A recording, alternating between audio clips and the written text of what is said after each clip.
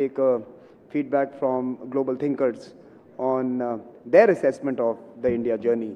And to do that, let me invite Valina Jakarova, Director, Austrian Institute for European and Security Policy. Valina, welcome. Let me invite Jeff Smith, Senior Research Fellow, Asian Studies Center, the Heritage Foundation, United States. Prime Minister Stephen Harper from Canada. João Carvino, Minister of Foreign Affairs, Portugal, and Dr. S. Jaishankar, Minister of External Affairs, India. Thank you so much for joining us at this discussion.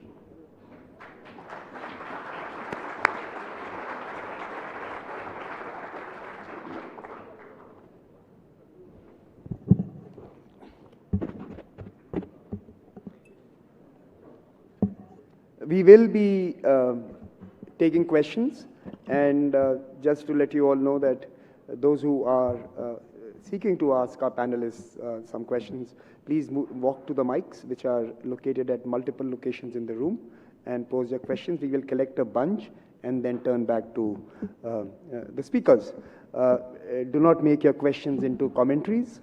Write them for newspapers. Pose a very specific query. This panel is going to discuss India's evolution as a global actor.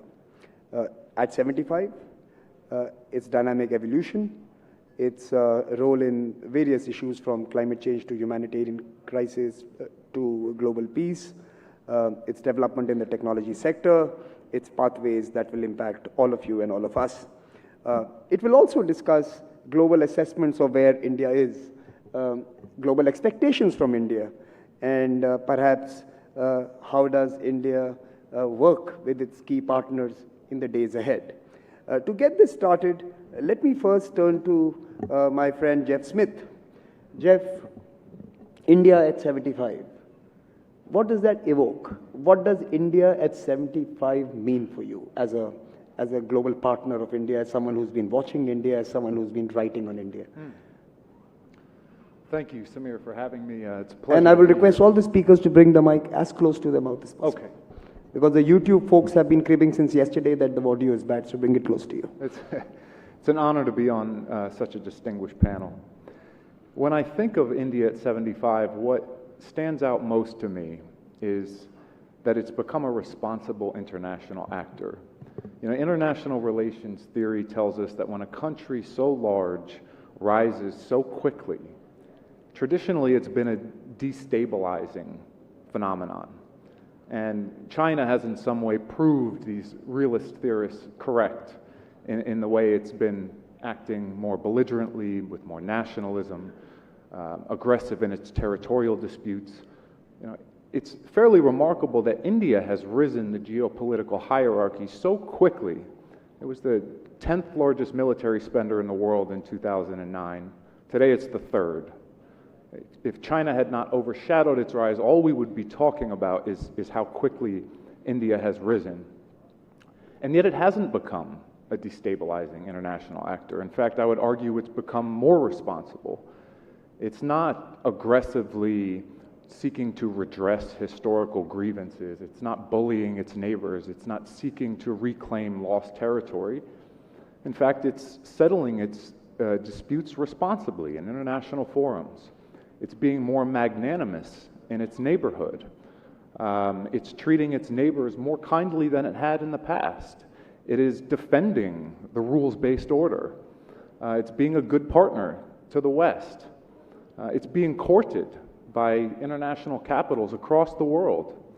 And so, to me, I think this has been a remarkable phenomenon in the way it has contributed to regional and global stability, and it's something to be applauded.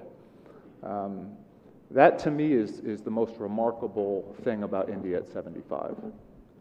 Jeff, clearly you are in a minority, right? If you open a New York Times newspaper or a Washington Post or any other medium, you see write-ups that could be disturbing, to say the least. So, what is the assessment? How does India respond to the United States when it sees these multiple messages coming at it? Well, first of all, as someone who works at a conservative think tank, criticism from the New York Times is no surprise. It's something we're very familiar with. And you have to understand that Western criticism, particularly in the liberal media, is not unusual. But I think it's very important to distinguish between criticism in the free press and government policy. And if you look at U.S. government policy consistently across multiple administrations, bipartisan administrations, 2 Republicans, 2 Democrats, they have been consistent in pursuing stronger ties with India. Most of the criticism, whether it's in the U.S. or internationally, has been of Indian domestic policy, but very few have criticized India's international policy. And everyone wants to do more business with India. I would argue everyone does. The U.S. does, Europe, Africa, Latin America. I would argue even India's rivals want to do more business with India. Even China would like to do more business with India, just not on terms that are acceptable to India. And so when you actually look at government policy, India is being courted by a wider number of capitals than perhaps any other country. And sometimes we need to separate the noise in the press from real government policy. Velina, let me pose a similar question to you. Sitting in Austria, in Europe, when you say India, what does that really evoke in folks in the strategic circles and perhaps even on the street? How is India assessed today? India at 75, what are your expectations? What are the attributes that come to mind? And how do you see India as a partner? I would start by differentiating between my personal knowledge and my personal perception while dealing with India for such a long time, and of course then what kind of perception Europe has about India, which is obviously also shifting in positive terms. And in general terms, these 2 last years have brought one positive image, one positive story, actually, if I look at the relations between Europe and India. And that is the story, or let's say this watershed moment in the relations, the realization we need to do more in bilateral and in multilateral terms. This was definitely a watershed moment in the understanding about how important India has become for the global order, for the so-called rules-based order that the European Union and the European member states actually want to see strengthened. And also there is this realization on the side of European decision makers, both in the institutions and in the member states, that both Europe and India do not want to be caught in a binary world. Given the deepening systemic competition between the United States and China, there may be a third way for Europe and India. A third way would mean equidistance, would mean that both could actually build an own center of trading power and could actually have an own story to tell. Now, when it comes to my personal understanding, I also have witnessed a huge development in positive terms. Just if I think about the beginning of 2000, there was no real interest in India, more or less. There were, of course, scholars and exchanges, student programs, but as a young student dealing with South Asia and with India, actually I was quite frustrated that the political elites were not really interested in deepening the relations. This has definitely changed. When it comes to people relations, I think that both share a very similar positive perception about each other, and this is going to grow further. Velina, I'll come back to you with another question to look ahead, and I'll come back to you. But let me now turn to Prime Minister Harper. Sir, 2 years ago, on this very stage, you had made a bold statement that India is going to define itself. India is beginning to define its own role, its own place. Its government is beginning to carve a unique identity. And you had mentioned this at this very stage. 2 years on, the pandemic and the various political developments. How would you assess India's role now and India's contributions over the challenges that have occurred or we have faced together or in groups? Look, I think I would stick with the statement I made a couple of years ago that India is defining itself, and I think that India's definition in the world is increasingly shaped by the nature of India itself. If you look at all dimensions of foreign policy, India, as other panelists have discussed, India has had a remarkable economic transformation and growth now for a large number of years. And it is becoming an increasing player in global trade on the world stage, to some degree, obviously, in the medical issues we had during COVID.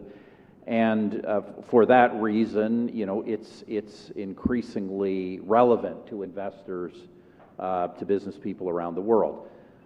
Likewise, the nature of India as a free and democratic society is, I think, starting to more dramatically shape its alliances and relationships than would have been the case 20, 30 years ago. And finally, on the security front, and this is where I think India is, to some degree, like all of us, India is to some degree not just shaping its own destiny, but being shaped by the world around us. As China rises, as Jeff said, as a disruptive power, that seems to me to be pushing India towards a series of security alliances, the Quad, others, that are very different than in the past, and I think make a lot of sense for India in the future. Could I just maybe say one other thing, Samir, and kind of along the lines of what you asked, Jeff? I do want to comment on this. You're mentioning about how India is reported in certain Western liberal center-left media. I think it's important for people to realize in the Western center-left media, when India is being talked about, it's only being talked about as a proxy for domestic political commentary. The attacks on India, which you do see, and you see it in similar Canadian media, British media, these are just attacks on conservatives. They are not really about India. And it's not that they should be ignored, but it is essential, obviously, that we correct the record and make sure that people understand that these are not reports about India. They are simply editorials about disagreements, philosophical disagreements that those newspapers have with conservatives in their own countries. So it's an internal debate with an instrument that's outside the country. Prime Minister Harper, one more question to you. You were quite categorical that it is not going to be a Western-styled liberal plural country. You said this 2 years ago. Would you, however, agree that we are being still judged by that framework? So while you have said we are not going to be like the Atlantic order, yet we are being evaluated through the same order, at least in the public sphere. I don't know how the elites in that part of the world assess us. Look, I think there's some truth. I think there's some truth in that, and obviously to some degree it's unfair because India's orientation for some national interest reasons will be fundamentally different. And I do think that let's talk frankly about the Ukraine-Russia conflict and some of the controversy in the West around India's position on that. I think it falls into two categories. I think where there's some fairness, if I can be blunt, in some of the critique, that's really around the concern that Russia's actions go beyond an attack on liberal democratic frameworks. The idea that a country could just obliterate the borders of its neighbors and absorb them, I think is a threat to the international order, whether you're a liberal democratic society or not. But I do think in a lot of commentary beyond that, in terms of energy, in terms of military relationships, in terms of India's national interests, I think there's also a misunderstanding of the fact that India's alignments are in fact not always identical with Western countries. Okay. So, Minister Carvino, let me, first of all, welcome back to Delhi, and you as much a native of Delhi as you are of Porto. But let me ask you a question, sir. And it would be fair to say that the current Prime Minister, the External Affairs Minister have invested more in that continent than perhaps India has ever done. More visits. We had the Porto Summit hosted by your government. We have, of course, announced this new arrangement, Technology and Trade Arrangement Commission 2 days ago. In your view, how do you see India and Europe working together, of course, in the matters of politics around the Indo-Pacific and associated regions, but also in the digital domain, which is today the new theater of economics, politics, geopolitics, and of course, even war and peace. So what is your assessment of our journey in these two domains now and in the future? Well, thank you very much, Samir, and thanks for the invitation to be here. So you'll have to bring the mic closer to you. It's wonderful to be back in Delhi. Well, I think that the answer that I would like to develop to that is much related to various of the earlier points that have been raised about India at 75. I think that one of the major differences that I'm feeling back here in Delhi from in relation to the period a decade or so ago when I lived here is India's availability now, not only to have an enormous impact upon the world, which is related to its sheer scale, its population, its growth, but its availability to shape the world that we're living in as well, and its consciousness about the need to do so. And I read with great interest Minister Jaishankar's book, The India Way, in which, in page after page, this availability and this consciousness comes through, that India has not only the capacity to impact upon the world, but actually it needs to do so. And what this means, I believe, is that India is thinking deeply about the kind of international governance that it can contribute to. And when we look at issues such as the increased proximity, you're absolutely right, there has never been such proximity between India and the European Union as we feel now.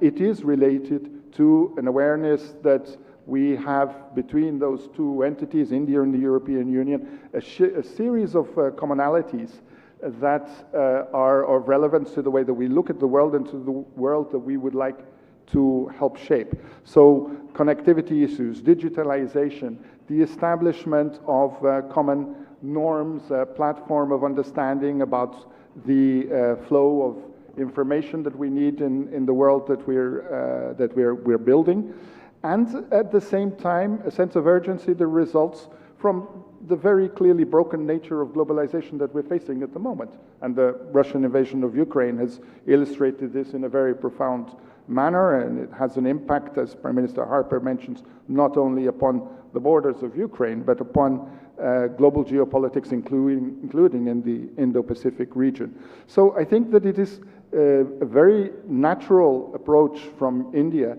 to reach out and to say, hang on, who are the partners internationally with whom we can work in order to help to shape the world that conditions our lives and the lives of our peoples? Mr. Minister, I want to ask you a direct question. The question is that many of us feel that we have made a clear decision in favor of the EU. We bet on EU. And this is not as an insider, this is as an outsider who sees statements coming out from our leaders.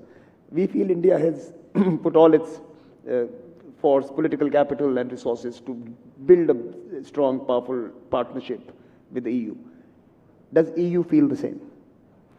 Well, I think that one of the perhaps unintended effects from relating to Putin's invasion of the Ukraine is that it has stimulated very powerfully Europe's need to think and act strategically.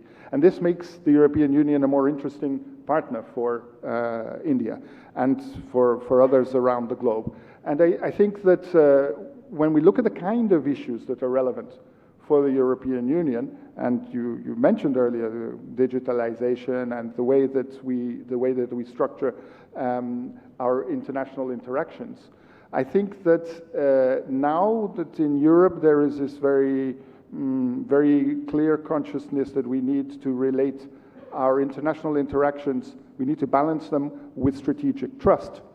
Of course, from a European perspective then, India is a very attractive partner. We can strategically trust India, whereas I think that the kind of globalization that was a little bit blind to strategic trust that we had previously is now being rethought deeply. And in that sense, India emerges from a European perspective as an increasingly relevant, important partner. So it's a positive development, I think, and certainly unintended from Russia's perspective, but one that bodes very well for the future of India-European relations and for the contribution that they jointly can make to an international governance that is rules-based, based on a common sense of international decency and predictability in our behavior towards each other. Velina, would you like to jump in on this? I would actually agree with the view shared by the minister, and of course I would like to stress that probably it's not really common knowledge how much was achieved in the last 2 years. The very fact that the European Union, which is now also striving for becoming a geopolitical actor, the European Union as a collective actor is in fact not a geopolitical actor yet. This is something that we have to also state very openly, but it wants to learn the language of power, and if it wants to learn the language of power, it needs to also deal with the major great powers, and in this sense, of course, it has a significant geoeconomic clout that it can use. So this is something that can be helpful to India. However, we also have to understand that, and we have to accept that India has its own geopolitical interests, its own geoeconomic interests, and it has, of course, much broader agenda of alliances and partnerships. And here, for instance, there is this misunderstanding in Europe when it comes to the approach to Russia. Now, in our case, in the European case, we also have a different approach to China. That would mean one that is not being shared by India. The very fact that we have deepened relations with China significantly in the geoeconomic domain and have helped China become this significant second system pole, this is something that India certainly does not share. So in a sense, we have to also develop an understanding while deepening the relationship, the institutional one. And here I argue that we really need FTA, free trade agreement, that needs to be signed as quickly as possible, adopted as quickly as possible. We cannot lose another 10 years in negotiations. This is something that both will benefit from, but at the very same time we also have to develop an understanding for each other's different geopolitical interests. Thank you. Let me, before I turn to the External Affairs Minister, Jeff, very quickly, how are the two countries looking at the future? Where are the points of disagreement and friction? And your assessment of the opportunities over the next few years, and then I'll turn to the External Affairs Minister. Jeff. First of all, I think we've done a much better job in recent years navigating differences. And I think the Ukraine issue has been a prominent example of that, something that in the past may have caused legitimate discord in the relationship, is an issue that we've managed our differences quite well, as evidenced by the 2+2 dialogue just a few weeks ago. Minister Jaishankar was in Washington. I think we handled those differences with maturity, and I think the U.S. understands India's perspective better than it used to, and it understands that, as Minister Jaishankar said years ago, sometimes India doesn't take sides, it takes its own side. And that's okay. That's what the Indian government that's what the Indian people elected the government to do, is to take India's side.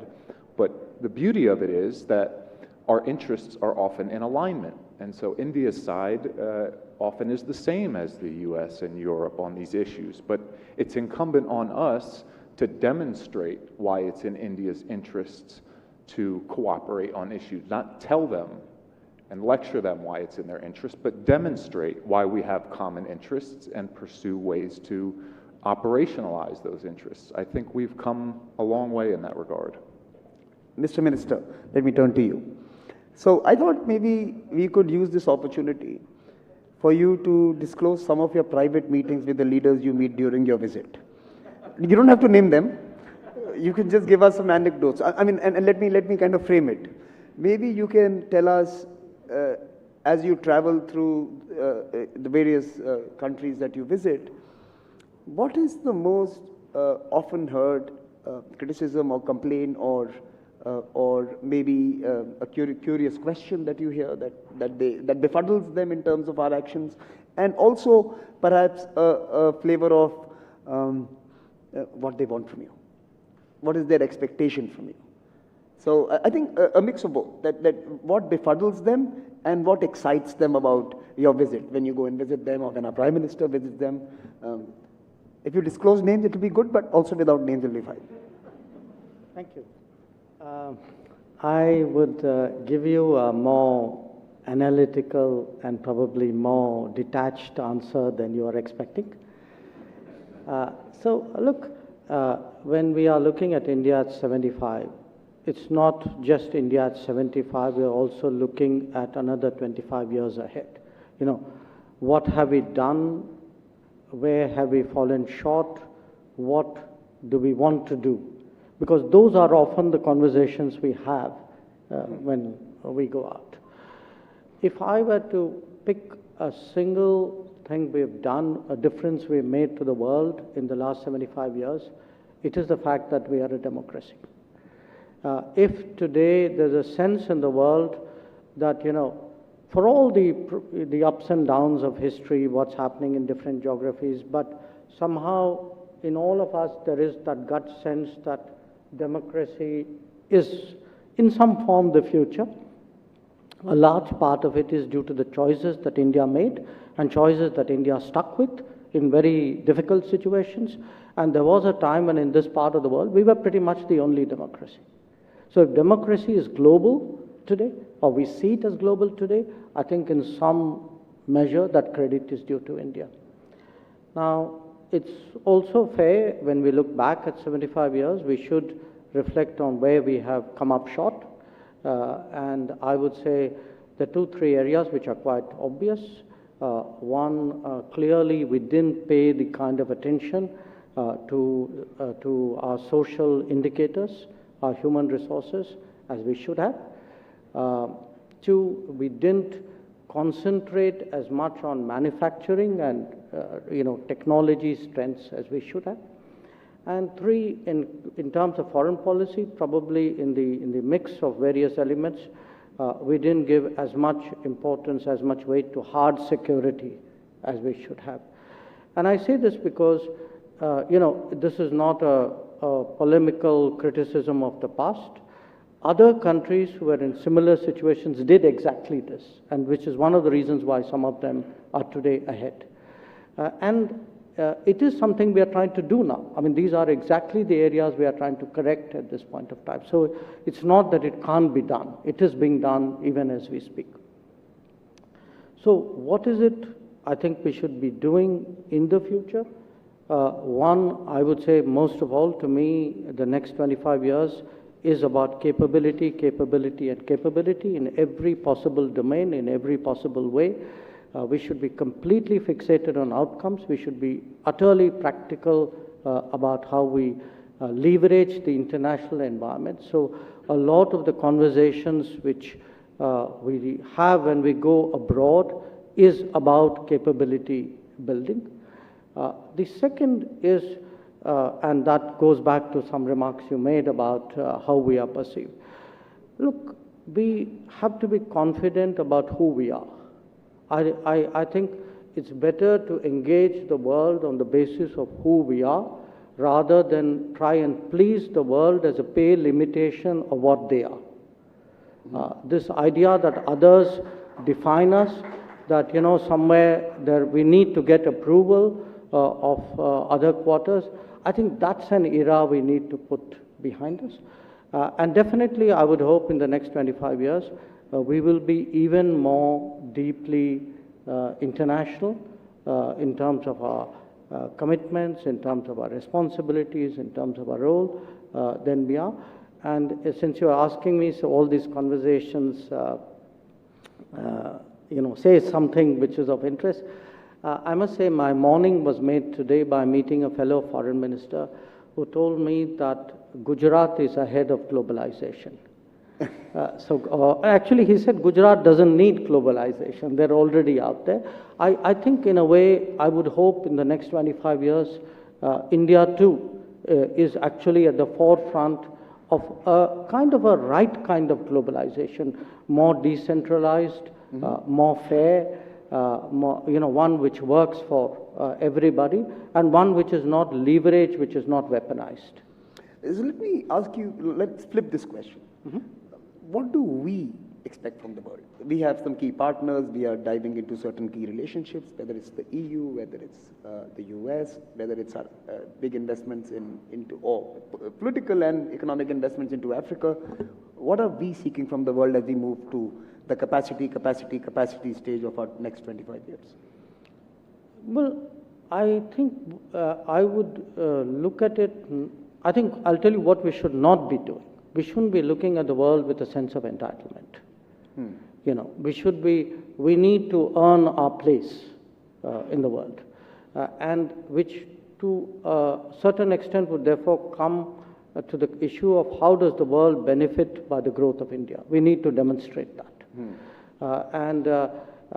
I think today, when there's a lot of talk about reliable, resilient supply chains, when people speak about transparency and trusted technologies, if India could do more and show the rest of the world that the world benefits by India being bigger, so we need to develop stakes in our future where the rest of the world is concerned.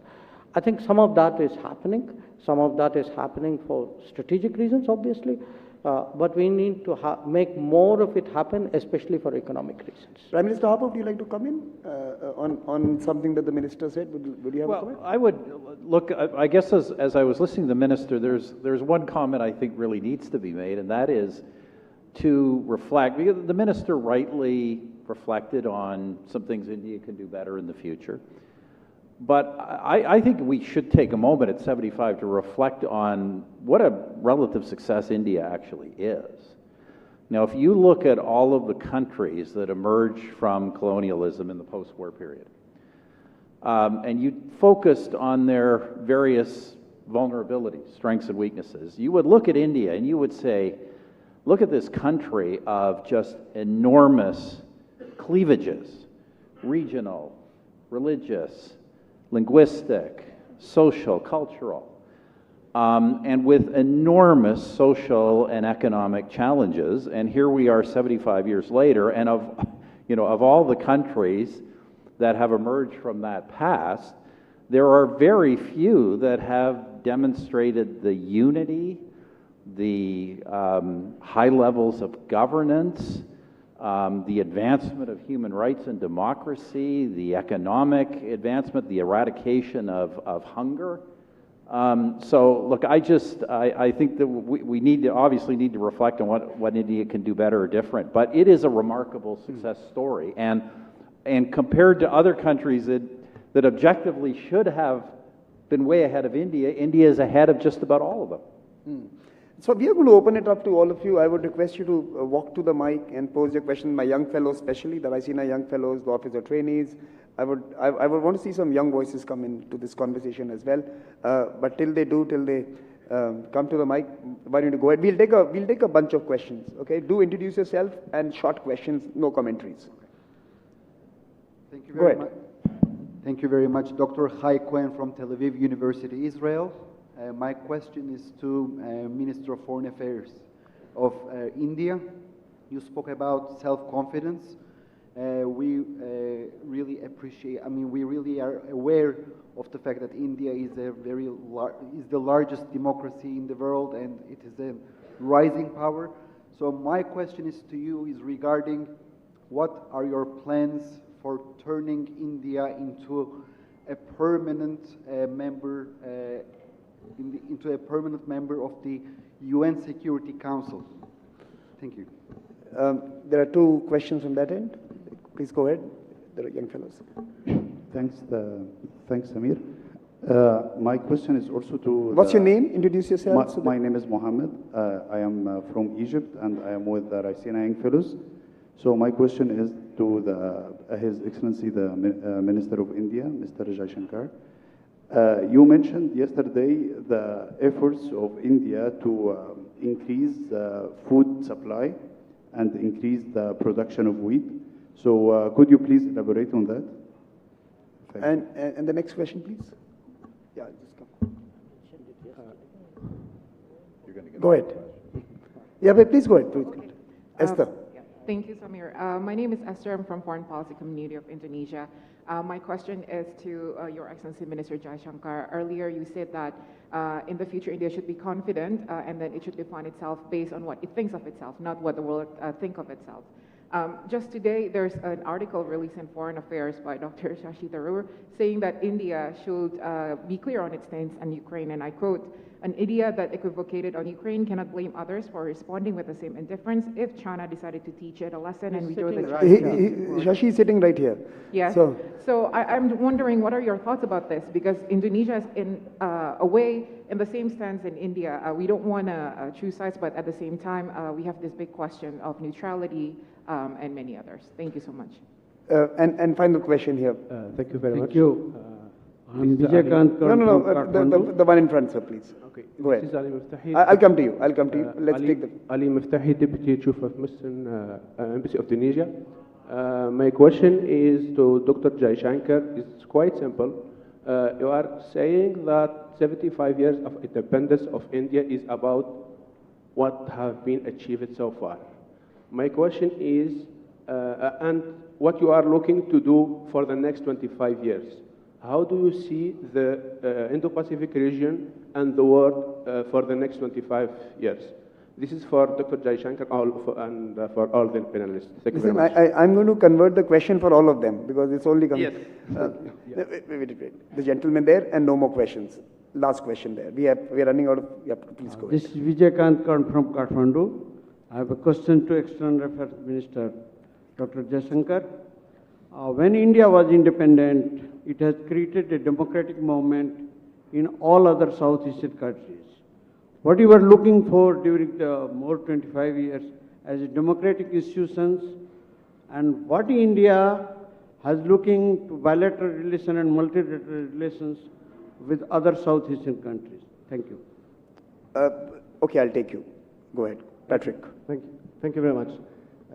Patrick Kugel, I'm from the Polish Institute of International Affairs in Warsaw, Poland. I have a question to His Excellency Minister Jaishankar. In your book, The India Way, you wrote that India must be more ready and willing to take a risk in international affairs, and that India will be more decider, shaper, rather than abstainer.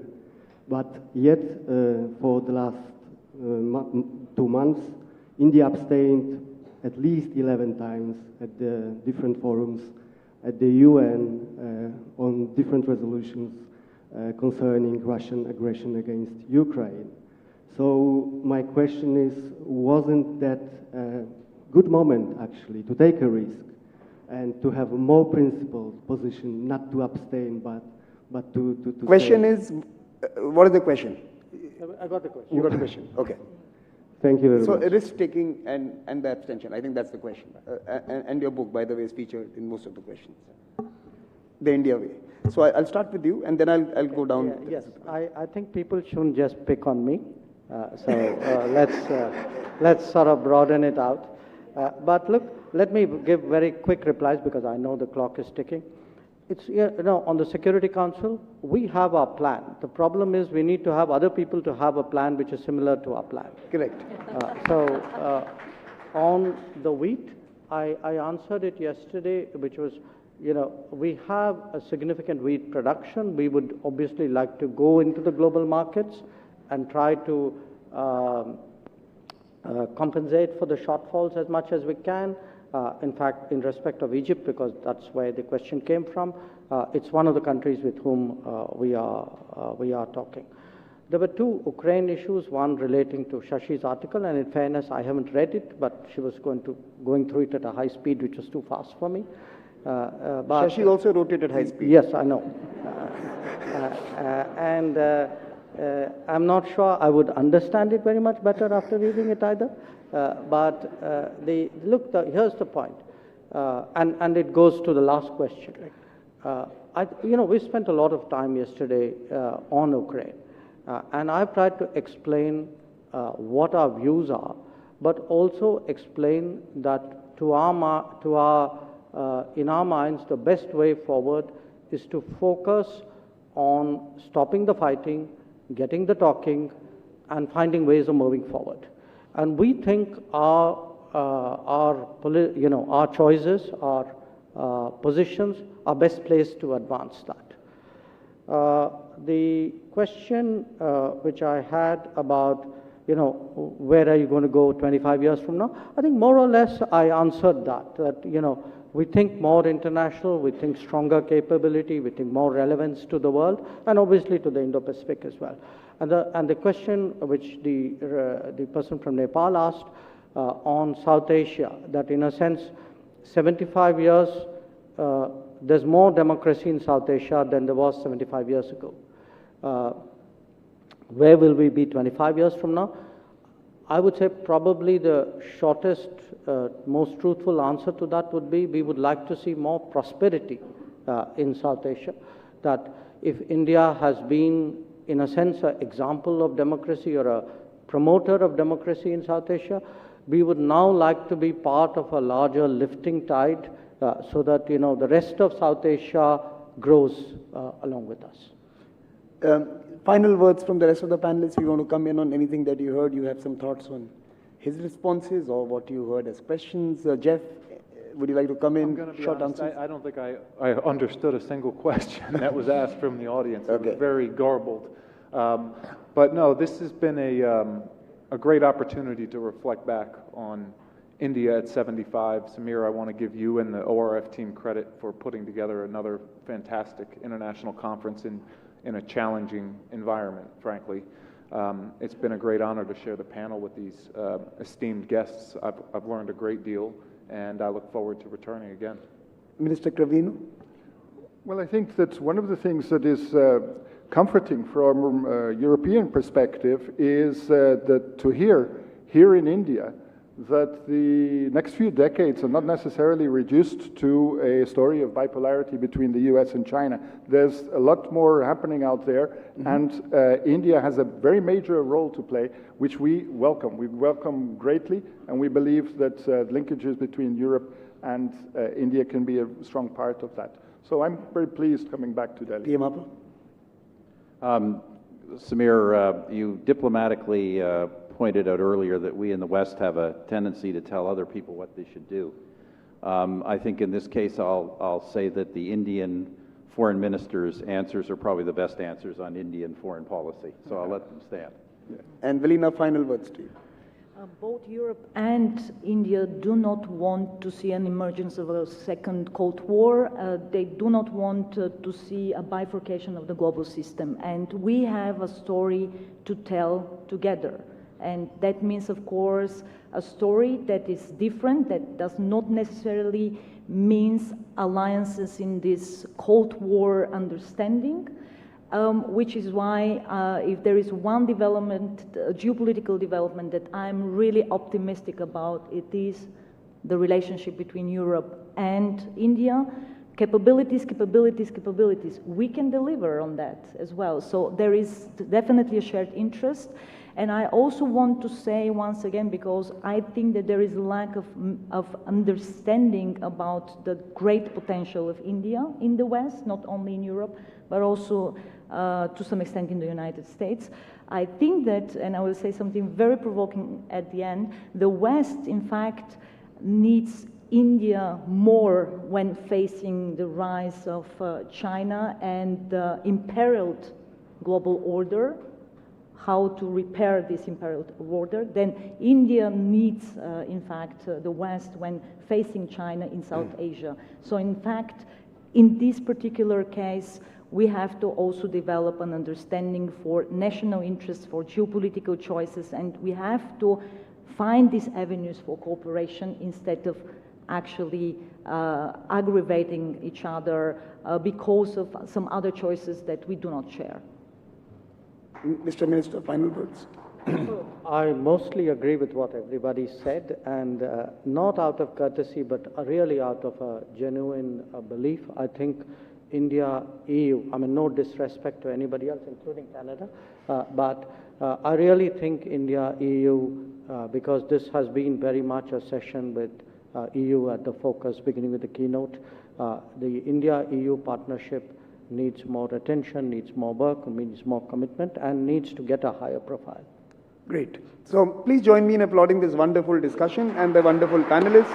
And remain seated. We will have India's Environment Minister joining us to speak about India's green transitions. And again, thank you very much, sirs, for coming to Delhi and for joining us at the Raisina Dialogue. Thank you.